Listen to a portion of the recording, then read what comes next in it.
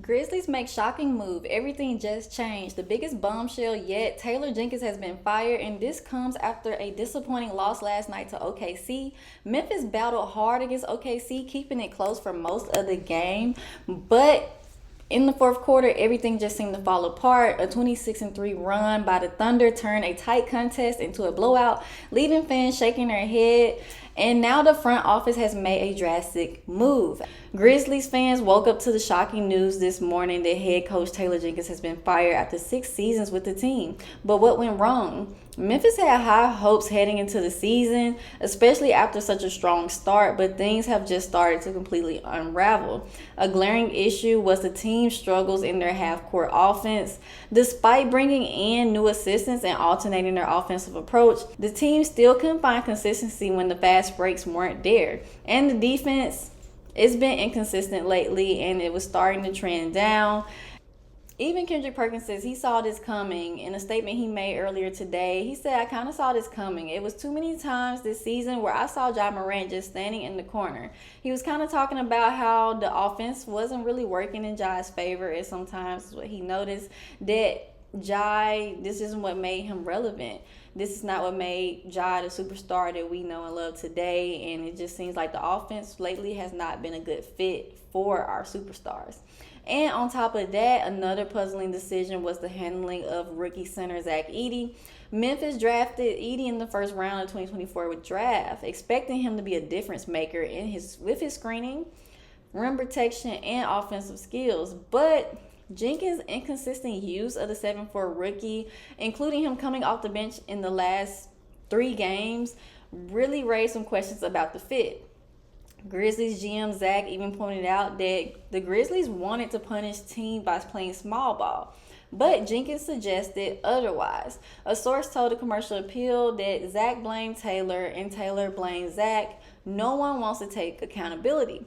And on top of all this, there were off-the-court issues as well. Injuries, especially Ja Morant, has hurt the Grizzlies' consistency. The Grizzlies have a 16-14 record without him and a 28-15 record when he plays. And Morant's frustration came to light after a loss to the Oklahoma City Thunder, where he did express that he shouldn't have played. Multiple sources said that he believed that the team was pushing him to play even when he wasn't fully ready.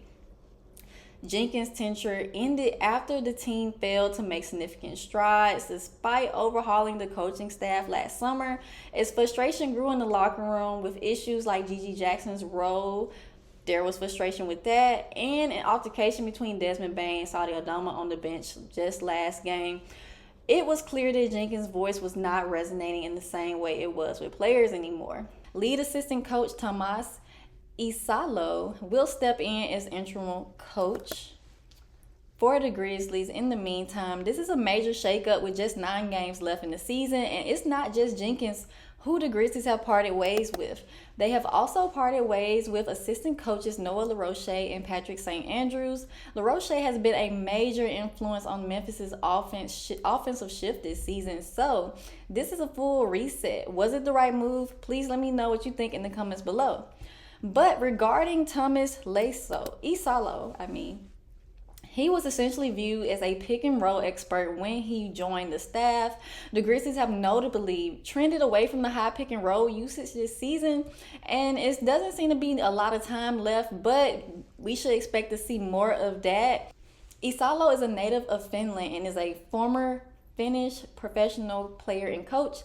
He was the head coach of the Paris basketball team in 2024, winning the Euro Cup and being named the Euro Cup Coach of the Year. Some people have already been speculating that this could be a potential tryout for Tuomas for the potential official head coaching title.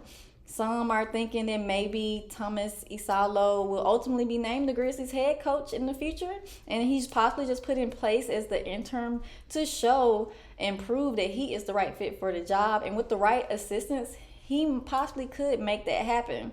But last night's game must have been the final straw for the Grizzlies front office with that loss against OKC.